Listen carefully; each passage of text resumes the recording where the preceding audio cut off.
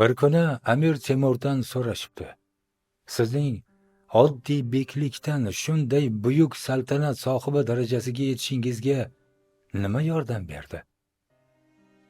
Men hech qachon umidsizlikka tushmadim. Bu borada chumolidan ibrat olganman. Bir kuni dushmanlarimdan qochib bir xarobaga berkindim. Qutulishdan umidimni uzib, tushkunlikka tushib o'tirganimda ko'zim bexos bir chumoliga tushdi. U o'zining tanasidan deyarli 2 baravar katta bug'doy donasini sudrardi.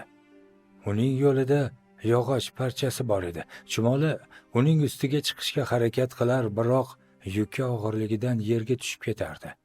Bug'doy donasi yumalab devor tagiga tushar, chumoli qaytib tushib rizqini olib ketishga harakat qilardi.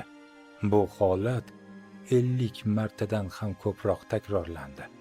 Chumoli nihoyat maqsadiga yetdi. Bu kichkinagina jonzotning harakatini ko'rib, yuragimda shijoat, umid paydo bo'ldi.